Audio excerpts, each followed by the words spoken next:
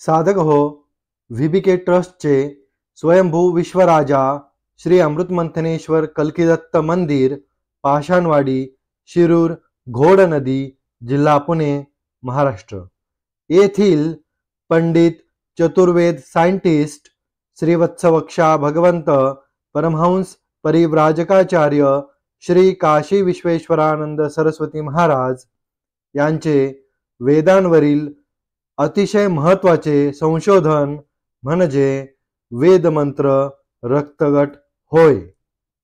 8/8/1960 पासून महाराजांचे हे संशोधन समाजाच्या कल्याणासाठी उपलब्ध असून आतापर्यंत लाखो भाविकांनी साधकांनी याचा लाभ घेतला आहे.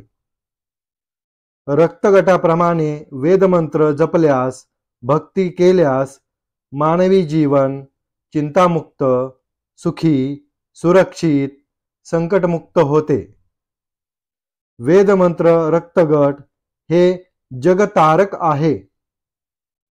संपूर्ण जगाला याचा लाभ होण्यासाठी जास्तीत जास्त शेअर करा. साधक हो, विश्वक्रांती नवे ज्ञान या यूट्यूब चॅनलवर तसेच विश्वधर्म लॉ बोर्ड या फेसबुक पेजवर रोज सकाळी पंडित चतुर्वेद सायंटिस्ट श्रीवत्सवक्षा भगवंत परमहंस परिव्राजकाचार्य श्री काशी विश्वेश्वरानंद सरस्वती महाराज यांची वेदांवरील प्रवचने, तर रोज संध्याकाळी स्वयंभू कल्कीदत्त परमेश्वर अवतार चमत्कार या विषयींचे व्हिडिओ उपलब्ध होत आहेत. अवश्य लाभ घेणे. हरिओम दत्त.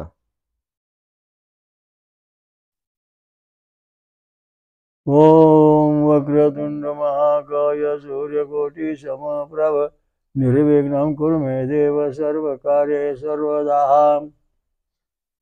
ओम गुरु ब्रह्मा गुरु विष्णु गुरुदेवो महेश्वरा गुरु साक्षात् परम ब्रह्म तस्मै श्री गुरवे नमः.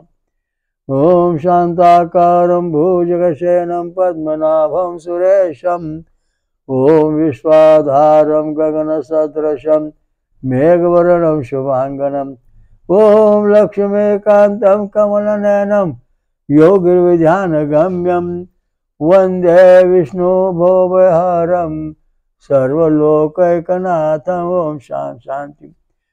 ओम दत्त दत्त राम राम ओम दत्त दत्त राम राम ओम शिव शिव शाम शाम ओम शिव शिव शाम शाम. आजचा आपला विषय आहे स्वयंभू कल्कीदत्त परमेश्वर अवतार, वेदमंत्र रक्तगट, अणुयुद्ध जिंकणे. आतापर्यंत जगामध्ये सर्व शास्त्रज्ञ आणि सर्व समाज अणुबॉम्बाला घाबरू लागला. अणुबॉम्ब येणार, माणसं मारणार. हे आपण काल थोडं सांगितलं, तर पुढचा विषय पाहणार आहोत की अणुबॉम्ब जो आहे याच्यामध्ये जी किरण आहेत, अल्फा किरण आणि सुरक्षित पवमान स्वमाचे देवकिरण आहेत, आणि गॅमा किरण आणि बेटा किरण हे घातक किरण आहेत. माणसाला आंधळे करणे, पांगळे करणे, अवयव नष्ट करणे, संतती वंशावर परिणाम करणे, चांगली आंधळे पांगळी मुलं जन्माला येणे, अशा दृष्टीने याच्या अनेक वाईट परिणाम होतात या गॅमा आणि बेटा किरणाचे. तर या सर्वावरती मात करायला आपल्याला वेदामध्ये काय माहिती सांगितलेली आहे त्याच्याबद्दल आपण बोलतो. हे जीवाणू जे आहेत, गॅमा आणि बेटा किरणाचे जे जीवाणू आहेत विषारी, आणि अल्फा किरण पवमान स्वमाचे जे सहकारी जीवाणू आहेत ते उपकारी आहेत आणि ते बिनविषारी आहेत. त्याबद्दल थोडी माहिती मग वाचून पुढे आपण सुरू करू. ओम प्रकवेद्य वितये अव्याम नारेभिर्षते अव्यतम साव्यान विश्वाभे श्रद्धा. देवांच्या दिव्य जनांच्या प्राशनासाठी ज्ञानी सोम लोकरीच्या गाडीतून गाडीला खाली गाळ लागला त्वरित पडत आहे, पाझरत आहे. हे सर्व शत्रूंचा विषारी जीव जंतूचा पराभव करून त्यांना नष्ट करीत आहे. आता सोमरस आपण जेव्हा ओरडतो याच्यामध्ये बघा, याच्यामध्ये विषारी जंतू आहेत, विषारी जीवाणू आहेत, यांचा नाश करणं हा सोमरस आहे. जर तुम्ही सोमरस प्यालाच नाही तर तुमच्या शरीरामध्ये विषारी जीवाणू येणार, विषारी जंतू येणार आणि ते नाश करणार. आता पाण्यापासून रोग तयार होतो हा प्रश्न बऱ्याच जणांना विचारला. पाण्यापासून रस तयार होतो, जीव तयार, पाण्यापासून रोग तयार होतो.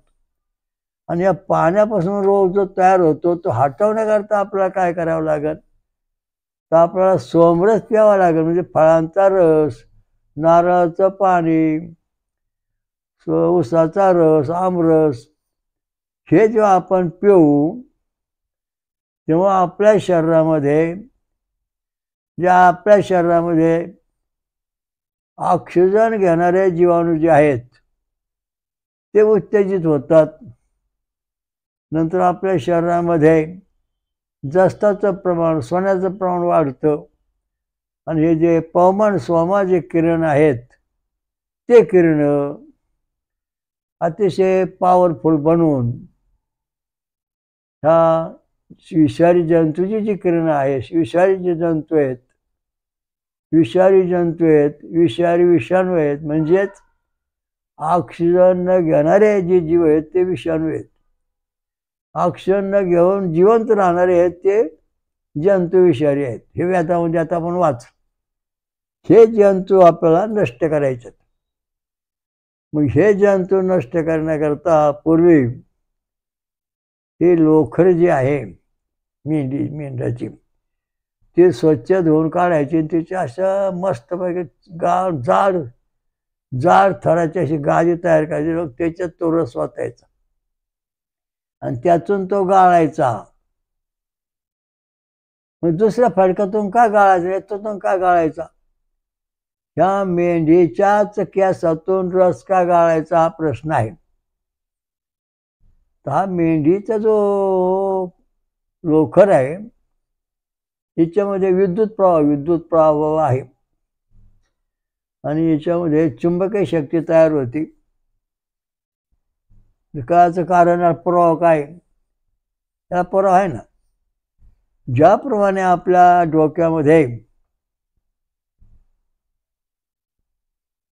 डोक्यामध्ये जटा वाढतात, त्या एकमेकांना गुंततात आणि त्याचं आपल्या डोक्यावर वजन तयार होत. म्हणजे आपल्या डोक्यातल्या केसांची गुंतागुंत होती. हा जो आजार आहे तो आजार माणसांना किंवा देवांना होऊ नये म्हणून लोक ऋतून हे सोमरस गाळल्या जातो. कारण डोक्यातला जो आपल्या डोक्याची काही जटा येतात आणि त्या जटा ज्या आल्यानंतर हे देवीचं आहे बा, त्या देवाचं आहे असं आपण मानून चालतो. ही चुंबकीय शक्ती डोक्यात तयार झाल्यानंतर हे असे केस एकमेकांना चिकटतात आणि ते चिकटल्यानंतर आपल्या शरीरामध्ये मेंदूवरची डोक्यावर परिणाम होतो. ते होऊ नये हे मेंढीच्या केसामध्ये वैशिष्ट्य आहे.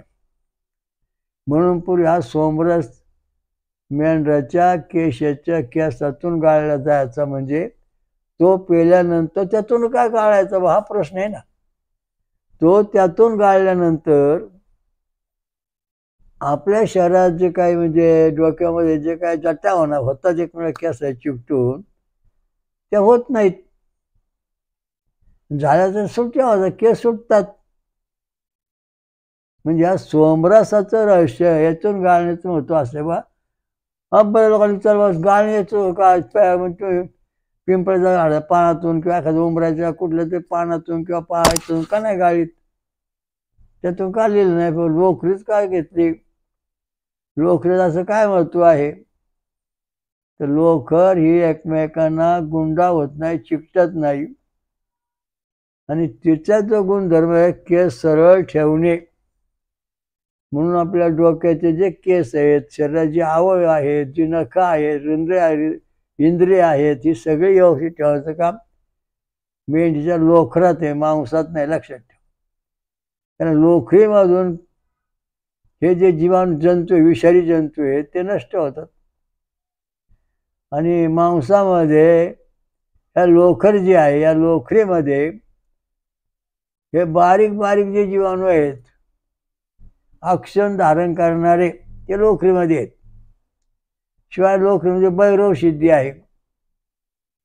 म्हणजे आदिशक्तीची भैरव सिद्धी जी आहे ती लोकरीमध्ये आहे.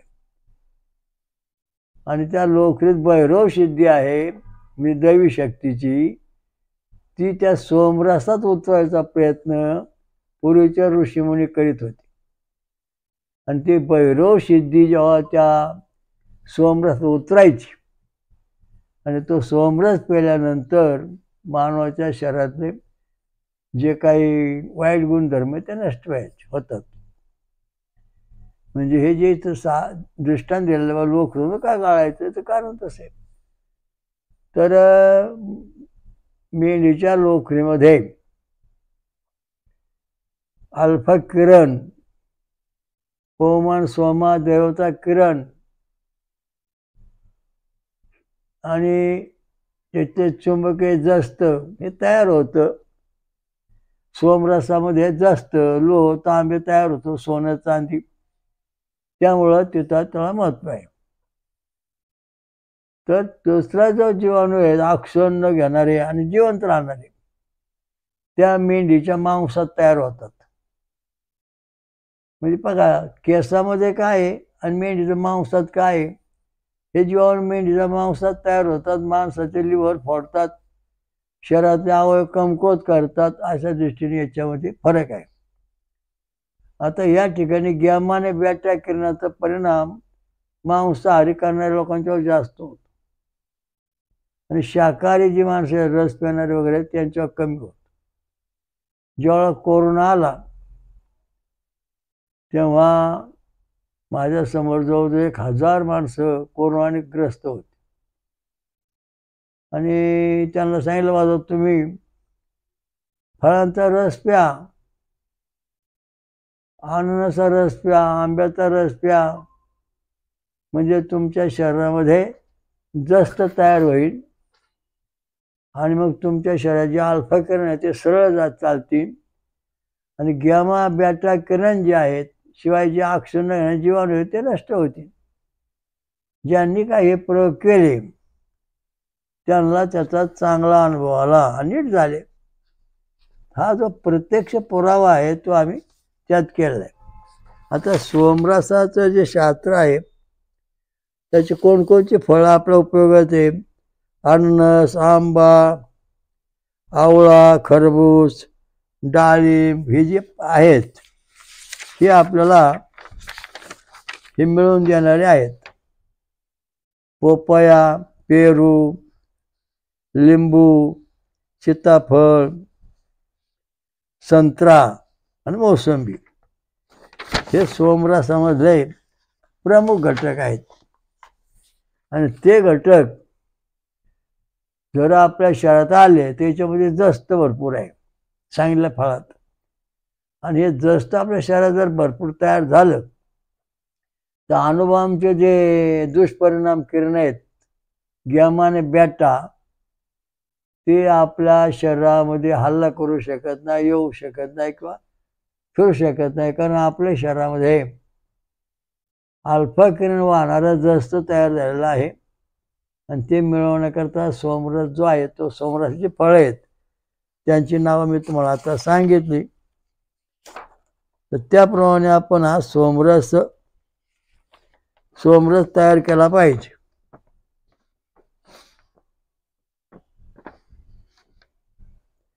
अननस, पिकलेला आंबा, आवळा, नंतर खरबूज, डाळिंब, नंतर पोपया, पेरू, नंतर लिंबू, सीताफळ आणि संत्री मोसंबी, हे एवढीच फळं याच्यामधून आपल्याला आपलं जीवन अणुबॉम्बपासून आपण वाचू शकतो. ही फळं खाल्ल्यानंतर, ही जर फळं खाल्लीच नाही तर आपलं जीवन धोक्यात येणार आहे. म्हणून आपण ही फळांचा उपयोग केला पाहिजे. मधून मधून ही फळं दररोज एक तर याच्यातलं खाल्लं पाहिजे. जर तुम्हाला मिळत नाही तर लिंबू थोडंसं पिळून खायचं, म्हणजे तुम्हाला याच्यातून ऑक्सिजन नावाचा जो वायू आहे तो भरपूर शरीरात प्रगट होतो. आणि मग हे जे ऑक्सिजन देणारे जीवाणू आपल्या शरीरात आहेत, ते जे जीवाणू ऑक्सिजन घेत नाही त्यांना गॅमा बॅटा करण्यास सहकार्य आहे.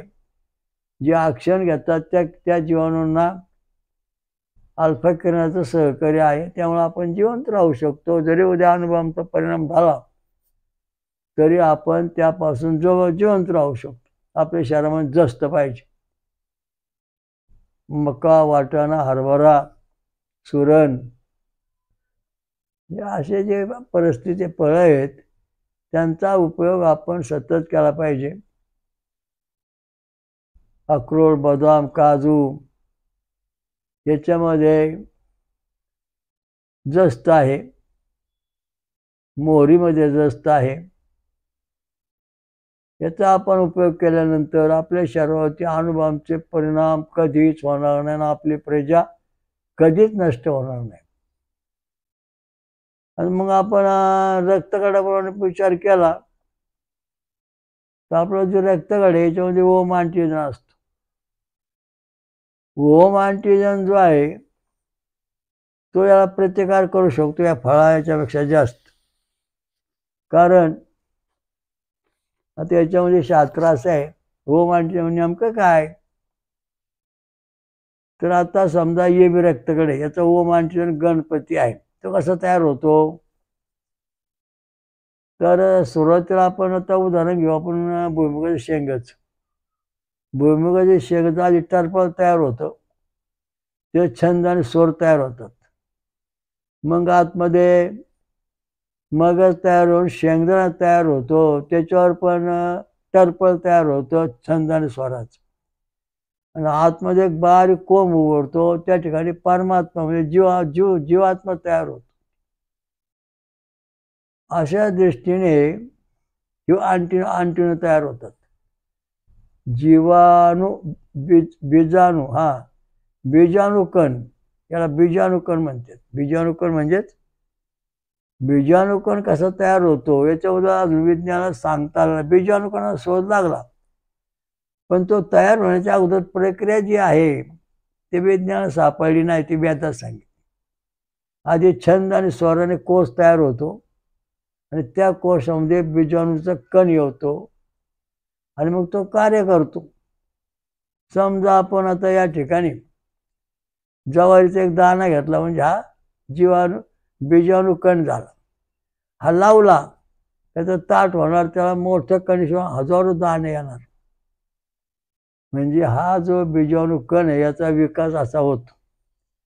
तसं आपला ये बी रक्तगटामध्ये गणेश बीजाणू ओम अँटीजन आहे. मग या ये बी रक्तामध्ये जो आपण देवभक्ती करू तेव्हा हा बीजाणू कण जो आहे याच्यामधून प्रकाश बाहेर पडतो छंद आणि स्वराचा. छंद आणि स्वरांचा प्रकाश बाहेर पडल्यानंतर अल्फा किरण शरीरामध्ये सरळ चालतात आणि जे गॅमा बॅटा किरण अणुबॉम्बचे आहेत ते आपल्या शरीरावर परिणाम करून होऊ देत नाहीत. कारण आपल्या शरीरामध्ये मुळातच ओम अँटीजन आहे. ये बी मध्ये ओ मध्ये सुदर्शन ओम अँटीजन आहे.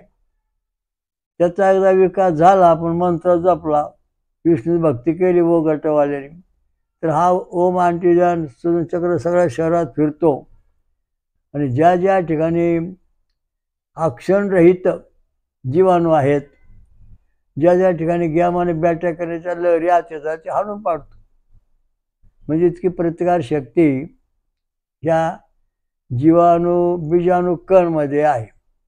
जीवाणूमध्ये बीजाणुकण असं आहे. आता पुढं ए रक्तगट आहे, त्याच्यामध्ये शिवलिंग बीजाणुकण आहे. हा बीजाणुकण आपण जेव्हा शंकराची भक्ती असणं शंकराची भक्ती करू त्यावेळेस हा बीजाणुकण तयार होतो शरीरामध्ये. आणि तो तयार झाल्यानंतर शेंगाच्या टरफळासारखा हा शेंगदाणा तयार होतो. त्यात मध्ये बारीक कोंब येतो, म्हणजे जीवात्मा तयार होतो. त्याप्रमाणे शिवलिंगाचं हा जो शिवलिंग आहे या रक्तगटामध्ये तो जो बीजाणुकण आहे तो प्रकाशमान होतो. तो प्रकाशमान झाला की संपूर्ण शरीरातले जे काय म्हणजे अल्फा किरण तयार होतात, सर्व अवयव व्यवस्थित काम करायला लागतात.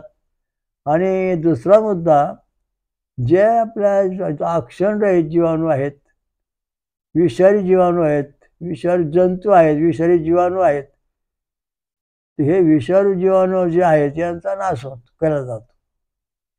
गॅमा आणि बेटा जे किरण आहेत अणुबॉम्बची, त्याच्यामुळे आपलं संरक्षण ते पुन्हा आत येऊन देत नाही. आता बी रक्तगट आहे, त्याच्यामध्ये सूर्याग्नी चक्र आहे, हे त्याचा बीजाणुकण आहे. हा कण या गटामधल्या व्यक्तीने समजा भक्ती केली पण लक्षात, तर हा जीवाणुकण तयार होतो, शक्ती प्रस्तुत. मग या नेमकं काय करायला पाहिजे हा प्रश्न आला. आता ए बी रक्तगटाकडे आपण येऊ. ए बी रक्तगटामध्ये गणेश बीजाणुकण आहे आणि त्याला जागृत देण्याकरता गायत्री मंत्र, षडचा स्वर यांचा जोर द्यावा लागतो. ओम भू ओम भुवा ओम स्वा ओम महा ओम जना ओम तपा ओम सत्यम ओम एकदंता विद्महे वक्रतुंडाय धीमहि तन्नो दंती. हा मंत्र गायत्री छंद षडजा स्वरा हा पुढचं त्याला घर्षण करणं उत्तेजित देणार आहे. छंद आणि स्वर जर उच्चारला नाही तर हा जो जीवाणुकण आहे गणेशजीचा तो कार्य करीत नाही. त्याला जर कार्यान्वित करायचं असेल तर आपण गणपतीची षडजा स्वर गणेश गायत्री षडजा स्वर गणेश देवता. आता बघा गणपती आथर्ष आपण घेतलं, त्याच्यामध्ये गणक ऋषी गणपती देवता निचूर गाय छंद आपण षडजा स्वर दिला नाही. म्हणजे ह्या मंत्रामध्ये जो बीजाणुकण आहे तो पूर्णपणे कार्य करणार नाही, विकसित झालेला होतच नाही, कारण पुढे षडजा स्वर नाही. स्वर म्हणजे नाडी ठोके. आपली जी नाडी आहे ही स्वर आहे. आपलं शरीर हा छंद आहे. तो आपली जी हालचाल होती तो स्वरामधून होते, अनाध्वनीतून होते. तो स्वर आपल्या शरीरात पाहिजे आणि तो स्वर जर जागा तुमच्या गणेश सूत्रातून होत नाही त्यामुळं कोट्यावधी लोकांनी जरी गणेशचं अथर्ष वाचलं तरी त्याचा तुमच्या शरीराला आजार कधीच हटणार नाही, तुमची प्रगती होणार नाही, गॅमा बॅटा हटणार नाही, उलट त्रास होणार आहे. म्हणून हा मंत्र इथं म्हटला जातो. आता ओम रक्तगट आहे, ओम नारायण विद्महे वासुदेवाय तन्नो विष्णू हा गायत्री मंत्र. या ठिकाणी अनुष्टुप गांधार स्वर आहे आणि हा स्वर जेव्हा आपण सारख्या स्वरात गाऊ किंवा मंत्र म्हणू तेव्हा ओ गटामध्ये सुदर्शन बीजाणुकण आहे तो उत्तेजित होतो. त्याच्या शरीरातून प्रकार लहरी बाहेर पडतात. कोणत्या लहरी बाहेर पडतात? अनुष्ठुप छंद गांधार स्वराच्याच लहरी बाहेर पडून आपल्या शरीरावरती येणारे जे अणुबॉम्बचे कण आहेत किंवा प्रकाश आहे लहरी आहेत त्या नष्ट होतात. अक्षररहित जीवाणू जे आहेत ते नष्ट होतात, विषाणू जीवाणू नष्ट होतात, जीवजंतू आहेत ते नष्ट होतात. आपलं शरीर सुरक्षित आध्यात्मिक वाटचाल करायला लागतो ओ गटाचा. आता ए गटामध्ये जो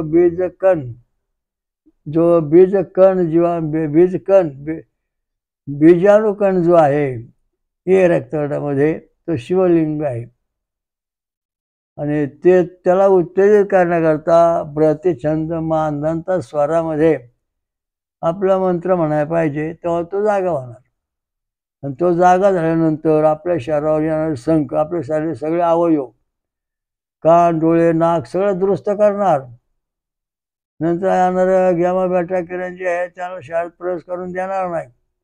कारण याचा प्रकाश इतका प्रखर आहे की त्याचा प्रकाश काहीच नाही याच्या पुढे.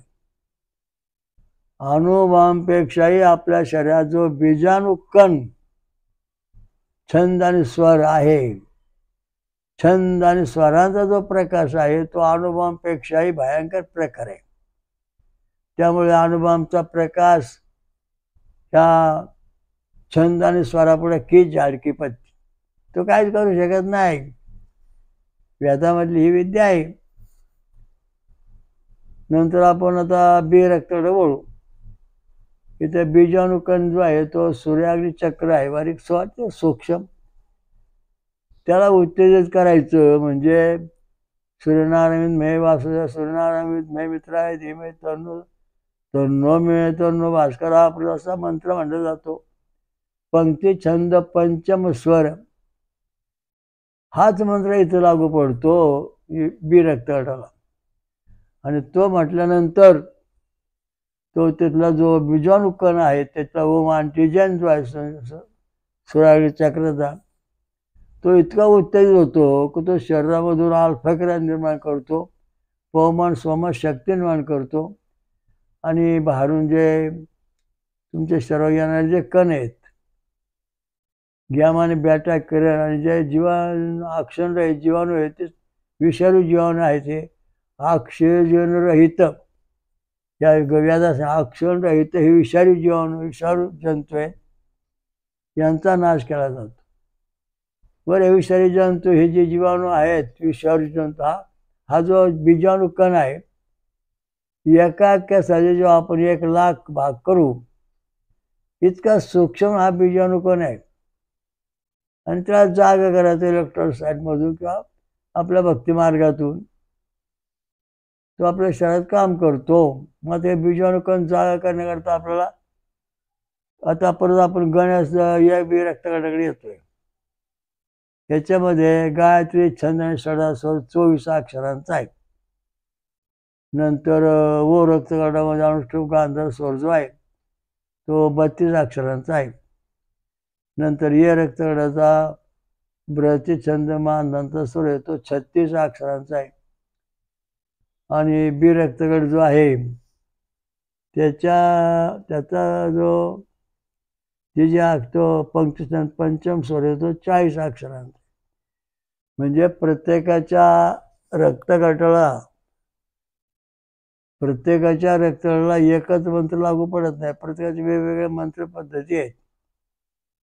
वेदांताचार्य किंवा विद्वान ब्राह्मण असतील यांच्याकडून तुम्हाला या मंत्रांचा फायदा करून घेता येईल किंवा तुम्ही स्वतः करू शकता अभ्यास शिकून.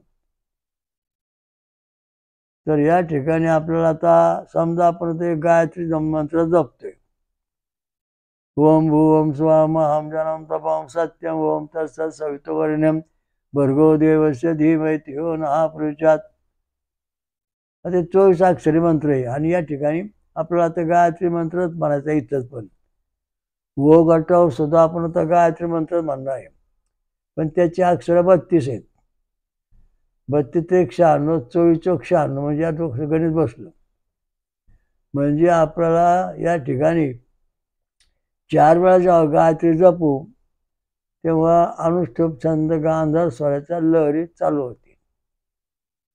आणि जो ब्रतछंद मानधन स्वर या रक्तगटाचा त्याचे अक्षर आहे 36 आणि 72, 24 ते 72. 3 वेळा जो आपण गायत्री मंत्र जपू तेव्हा ब्रतछंद मानधन स्वरातला स्वर जागा होणार.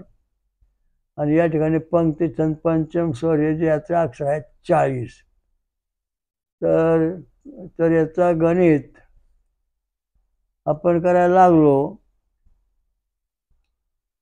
तर 24 गुणिले 10 240 भागिले 40 4 × 24, म्हणजे आपल्याला या पट्टीमध्ये गायत्री जपावं लागेल. तेव्हा इथं बी रक्तगटाचा प्रभाव चालू होतो. म्हणजे प्रत्येक व्यक्तीने आपल्या गटाप्रमाणे मंत्र म्हणताना समजा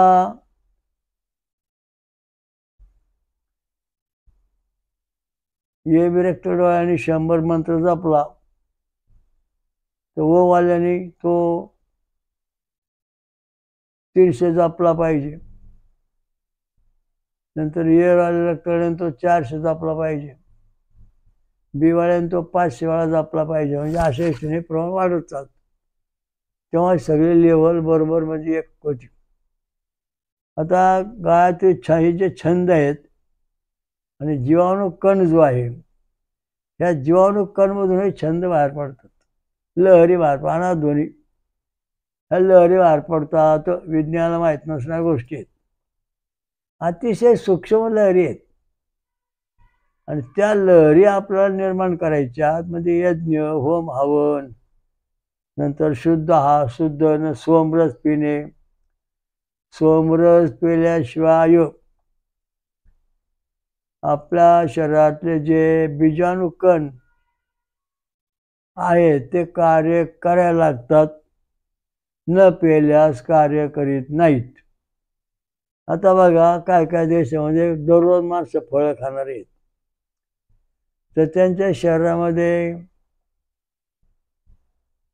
हे जे बीजाणू कण आहेत त्यांचा प्रकाश बाहेर पडतो. ते निरोगी राहतात. जी काही माणसं गायत्री जपतच नाहीत, ना फळं खात नाहीत, वाकडे तिकडे खातात, त्यांच्या शरीरामध्ये बीजाणू कण जे आहेत ते जागे होत नाही, झोपून राहतात. त्यामुळे त्यांना आजार होतो किंवा त्यांच्या अणुबॉम्बच्या किरणाचा हल्ला होतो. जगाला आता एकच बारी आहे जागण्याकरता, वेद मंत्र आणि रक्तगट आणि याच्यात असणारा ओम अँटीजन बीजाणू कण. हा बीजाणू कण किती सूक्ष्म आहे. एका केसाचे 1,00,000 भाग करायचे आणि त्यातला एक भाग आपण घ्यायचा. इतके सूक्ष्म आहेत आणि त्याला जाग करायला गायत्री मंत्राशिवाय तो जागा होत नाही. म्हणजे आपल्याला सगळे गटावाल्या माणसांना गायत्री मंत्र जपणे हा सोपा मार्ग आहे. कारण आपल्याला इतकं बारीक वेदातलं ज्ञान असणं शक्य नाही किंवा हे सापडणे पण शक्य नाही. मग आपल्या जेवढी अक्षर आहेत तेवढ्या अक्षराची भर गायत्री मंत्र भरून काढतो. मग आता केशवा तर काय लोकांची मुंज होते ते गायत्री मंत्र जपतात. काय लोकांची मुंज झाली नाही तेव्हा गायत्री मंत्र जपू नये, काय स्त्रियांनी तो जपू नये असं म्हटलं जातं. कारण हा मंत्र जपलाच नाही तुम्ही जग तर तुमचं लवकर भरणार आहे, संपणार, तुम्ही राहणार नाहीत. कारण आपल्या शरीरात जो बीजाणू कण येवीचा बीजाणू कण जो आहे तो गणपती आहे. ओचा ओम अँटीजन बीजाणू कण जो आहे तो सुदर्शन चक्र आहे. आणि ये रक्ताचा ओम अँटीजन बीजाणू कण जो आहे तो शिवलिंगाचा आहे. आणि बी रक्ताचा जो ओम अँटीजन बीजाणू कण सूर्याग्नी चक्राचा आहे. हे सगळ्यांना आपण जागृती एका मंत्राने देऊ शकतो, पण प्रत्येकाला त्याचं फळ वेगळं.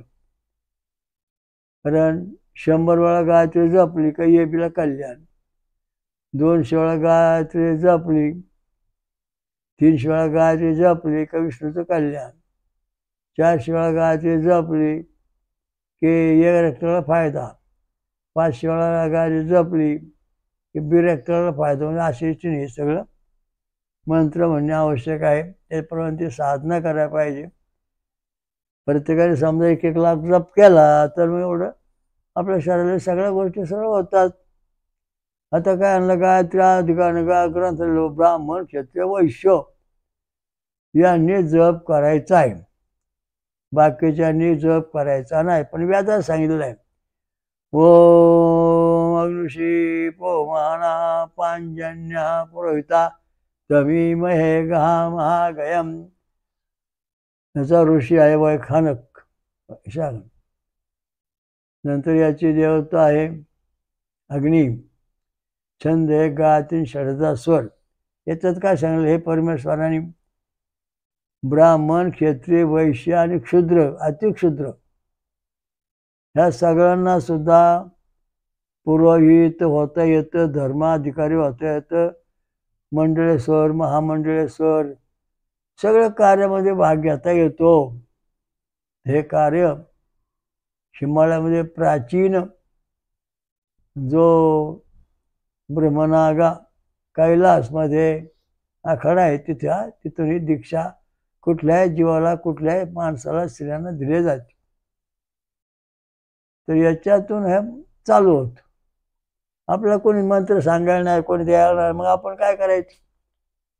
उमऱ्याखाली जाऊन बसायचं. औदुंबर दत्त महाराज औदुंबराखाली जिथं औदुंबर असेल, जिथं दत्ताच्या औदुंबराखाली पादुका असतील किंवा मूर्ती असतात तिथं जाऊन बसायचं. तिथं देवापुढं जाणं ठेवून ते आपल्या गळ्यात घालायचं आणि मग गायत्री मंत्र आपण सूर्याकडे तोंड करून म्हणायचं. ओम भूम भोम स्वम अहम जनम तपम सत्यम ओम तत्सवितुवरेण्यं भर्गो देवस्य धीमहि धियो न प्रचोदयात्. या दृष्टीने आपण जेव्हा मंत्र म्हणू सतत अंगन्यास करन्यास शिरन्यास सगळं पाहून घ्या. आपलं गुरुदेव महात्म्यामध्ये याच्यामध्ये जवळजवळ 12-14 अध्याय या मंत्राकरता दिलेले आहेत. त्याचा जनतेने आपल्या सत्ता करण्यासाठी फायदा करून घ्यावा. कारण आपल्या शरीरातला ओम अँटीजन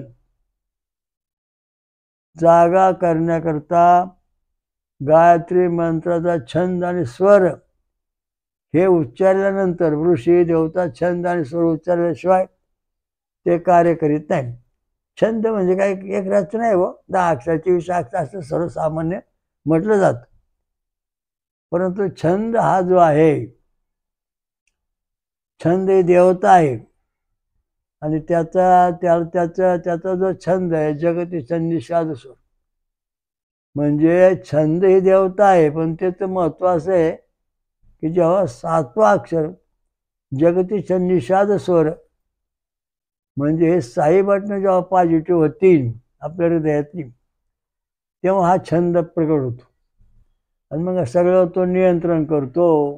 म्हणून आपल्या शरीराच्या ओम अँटीजन आहेत ते ओम अँटीजन आपल्याला बीजाणुकण, ओम अँटीजन म्हणजे बीजाणुकण जे आहेत ते कण आपल्या शरीरात जागे होतील तेव्हा छंद आणि स्वरात जेव्हा आपण मंत्र म्हणू तेव्हा आपल्या शरीरामधून अल्फा किरणाचं प्रमाण वाढते आणि तुमचे जे हे किरण आहेत गॅमा बेटा ते आपल्या शरीरात प्रवेश करू शकत नाहीत. पण त्याला अट काय आहे बुवा, सोमरस प्यायला पाहिजे हा महत्त्वाचा मुद्दा आहे. काही खाऊन मंत्र म्हणता येत नाही. तेव्हा त्याचं पण सांगितलं. काय सांगितलं? हो आता ऋषी वैखानक अग्नि देवता षडगाय छंद षडजा स्वरा ओम ऋषी पवमाना पांजन्या पुरोहिता तमिमहे महागयम. ब्राह्मण क्षत्रिय वैश्य क्षुद्र अतिक्षुद्र ह्या सगळ्यांना धर्माधिकारी साधू संत होण्याचा अधिकार आहे. परंतु त्यांचं आचरण सर्वापेक्षा श्रेष्ठ पाहिजे. म्हणजे त्यांनी कंदमुळे खाल्ली पाहिजेत, फळं खाऊन सोमरस पिऊन त्यांनी साधना केली पाहिजे. तेव्हा त्याला ही गायत्री मंत्र सिद्ध होऊ शकतो. अशा दृष्टीने हे जीवनाचं अत्यंत महत्त्वाचा मुद्दा आहे. आपल्या शरीरामध्ये ओम अँटीजन जीवाणू, परत सांगतो, आपल्या शरीरामध्ये A B रक्तगटाचा Om antigen Ganpati बीजाणुकण आहे. ओ रक्तगटामध्ये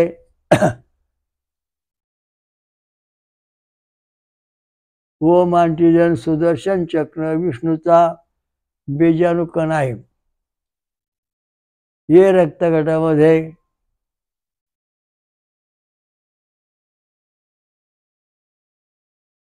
ओम अँटीजन शंकराचा बीजाणुकण शिवलिंग आहे. आणि बी रक्तगटामध्ये ओम अँटीजन सुदर्शन सूर्याग्नी चक्र हा जीवाणू कण आहे आणि त्याची वाढ झाली पाहिजे. जीवाणू कण आहे म्हणजे जीवाची वाढ कशी करायची? आता उदाहरणार्थ आपण एक जवारीचा दाणा घेणार आणि तो चांगल्या जागेत लावणार. त्याला रोज पाणी घालणार, ताट येणार, हळूहळू वाढणार. 7 कांड्यापर्यंत मोठा होणार. पुढच्या कांडीचा कणीस येणार, सगळे दाणे येणार. आणि हे दाणे यायचं म्हणजे याच्यामध्ये तरंग उमटावं लागतात. तरंग उमटल्याशिवाय जवळला दाणा भरत नाही. आता जेव्हा कसा येतं ना तेव्हा जवारीमध्ये दाणा भरला जात नाही, कारण त्याच्यावर लहरी तरंग उमटावं लागतात, ते उमटत नाहीत. आणि जेव्हा आभाळ नसतं आकाशामध्ये आणि जवारीला जर कणस आली तर त्यावेळेला जवारीच्या कणसामध्ये तरंग उमटतात आणि तरंग उमटल्यानंतर जवारी तयार होती. हा महत्त्वाचा मुद्दा आहे. त्याप्रमाणे आपला मेंदूमध्ये 10,000 कोटी जीवपेशी आहेत. त्यांचा आकार शंखाच्या आकृतीचा आहे. आणि या सगळ्या 10,000 कोटी ज्या जीवपेशी आहेत त्यांची तोंड जेव्हा उघडी राहतील, जेव्हा जसे दाणे येतात तसं ब्रह्मांडाच्या लहरी सगळ्या ह्या 10,000 कोटी मेंदूच्या जीवपेशी तयार होतात. आणि मग आपल्या बुद्धीमार्फत ज्ञान प्राप्त होतं. म्हणजे हे कोणामुळं होतं एवढं मोठं? आपल्या मेंदूची सुधारणा करण्याकरता कोण करतं? ओम अँटीजन बीजाणू कण करतो. बाकीचं कोणालाही दुरुस्त करता येत नाही. त्याच्याकरता काय करायला पाहिजे? सोमरस प्यायला पाहिजे. आणि तो सोमरस प्यायल्यानंतर आपल्या शरीरामध्ये ऑक्सिजन धारण करणारे जीवाणू अल्फा किरण, पवमान सोमाची शक्ती म्हणजे किरण, हे आपल्या मेंदू जेव्हा पोचतील तेव्हा आपल्या मेंदूमधले 10,000 कोटीच्या जीवपेशी शंखाच्या आकृत्या त्याच्यामधून पूर्ण ज्ञान प्राप्त होतं. समजा तुम्ही शंख घ्या, कानाला लावा, तुम्हाला आवाज येणार, त्याला आणा ध्वनी. आणि बीजाणू कण म्हणजे ध्वनी कण, बीजाणूचा ध्वनीचा काय भेदभाव? जो बीजाणू कण दिसणार नाही पण त्याचा आवाज शंखात येतोय म्हणजे बीजाणू कणाचा आवाज येतो. हा 100%. मग शंखात मग पाणी भरा, पुन्हा करा, मग तुम्हाला बुटुक बुटुक आवाज येतो. 50%च पेशी आपलं काम करायला लागल्या. आणि मग आपण समजा पूर्णपणे शंख पाणी भरा, आपला आवाज येणार नाही. तसं हा मंगळ खाणारी मंडळी आहे त्यांच्या पेशी पूर्णपणे बंद. नंतर जे शाकाहारी प्राणी आहेत पितृयान मार्गातले त्यांच्या पेशी मेंदूमधल्या 50% जीवाणू कण काम करतात. म्हणजे फळं खाऊन दूध पिऊन राहतात, साधना का उपवास करतात आठवड्यातून 2दा, त्यांच्या मेंदूतल्या ज्या जीवपेशी आहेत 10,000 कोटी त्या शंखासारख्या परिपूर्ण उघड्या होऊन ईश्वराचं ज्ञान त्यात प्रगट होतं. ते ज्ञान आपल्याला उपयोगी पडतं. ईश्वराचे करंट येतात, जेव्हा जे संदेश येतात ते आपण ऐकतो. हा महत्त्वाचा मुद्दा या ठिकाणी आहे. कारण आपल्या मेंदूमध्ये गायत्री मंत्र जपल्यानंतर जे तरंग उमटतात, सोमरस पेल्यानंतर गायत्री मंत्र म्हणतात जे तरंग उमटतात, तरंग उमटल्यानंतर आपल्या जीवनाच्या डोक्यातल्या 10,000 मेंदूतल्या 10,000 कोटी जीवपेशी पूर्णपणे ईश्वरी शक्तीने भरतात. म्हणजे आपलं जीवन सुरक्षित, भौतिक, दैविक, आध्यात्मिक कुठलीही चिंता आपल्याला शकत नाही. मग हे प्रमाण आपल्या शरीरात बरोबर आहे का ना? याला पुरावा काय? याला पुरावा म्हणजे ECG काढून पाहायचं. साईपाटनं जर समजा 10 ते 6 mm असतील तर आपल्या शरीरात 60 ते 100% ह्या जीवपेशी कार्य करतात. 10,000 कोटी. जर समजा 5 mm हे साई बटणं जर 5 mm आली तर आपल्या मेंदूमध्ये 10,000 कोटी जे जीवपेशी आहेत आणि आपला जो होम अँटीजन बीजाणू कण आहे तो फक्त 50% काम करतो, म्हणजे आपल्या पेशी फक्त 50% काम करतात. आणि जर समजा आपला साई बटणं जर आपली समजा 1 किंवा 2 mm आली, तर आपल्या शरीरामध्ये हा जो ओम अँटीजन आहे मेंदूमध्ये काम करणारा, तरंग निर्माण करणारा, तो फक्त 30% 10% एवढं काम करतो. आधी कोणी असलो अधिक आहे कधी नाही. अधिक बुद्ध जर आपला सगळ्या जर आधी कोणी आले, तर काय वेळा मेंदू तर राहतो, काय वेळा बरं वाटतं, कार्यक्रम करतो, पुन्हा बंद पडतो. आणि निगेटिव्ह आल्यानंतर संपूर्ण नष्ट होतो. हा महत्त्वाचा मुद्दा आहे. की साई बटणं जेव्हा आपली पॉझिटिव्ह येतील, तेव्हा V7 म्हणजे वेद छंदो कार्डिओग्राम, हे आपण जे जगामध्ये प्रथम संशोधन जगापुढे मांडलेलं आहे, तो व्होल्टेज तयार होतो. तो तयार झाल्यानंतर मग आपला ब्रह्मज्ञान, आत्मज्ञान, ईश्वर प्राप्ती, नवे शोध, नव्या शक्त्या, नंतर आपल्याकडे जे 64 कलापेक्षा अनंत कला आपल्याला प्रगट होतात. नवीन ज्ञान सांगू शकतो. नवीन जुनं ज्ञान सांगायची आपल्याला गरज नाही. नवीन ज्ञान आपण सांगू. विश्वक्रांती नवीन ज्ञान आपण दररोज तुम्हाला नवीन ज्ञान सांगतो. मेंदूमध्ये तरंग उमटण्याकरता गायत्री मंत्र हा जपलाच पाहिजे. कारण ब्राह्मण, क्षत्रिय, वैश्य, अतिक्षुद्र यांनी जपला पाहिजे. पण त्यांचा आहार सर्वापेक्षा श्रेष्ठ म्हणजे सोमरस प्यायला पाहिजे, फळं खाल्ली पाहिजे, शरीर परिपूर्ण 100% शुद्ध झालं पाहिजे. गुरुच्या सहवासात राहून जप करायचा, आपलं कल्याण होतं. ओम श्री अमृतमंथनेश्वर कल्पदत्त महाराज की जय. ओम स्वयंभू महापंचसागरेश्वरी महादुर्गा शाकंभरी माता की जय. सर्व देव देवतां की जय. साधु संतन की जय. धर्म की जय हो. श्री गुरुदेव दत्त. हरिओम दत्त. ओम शांती.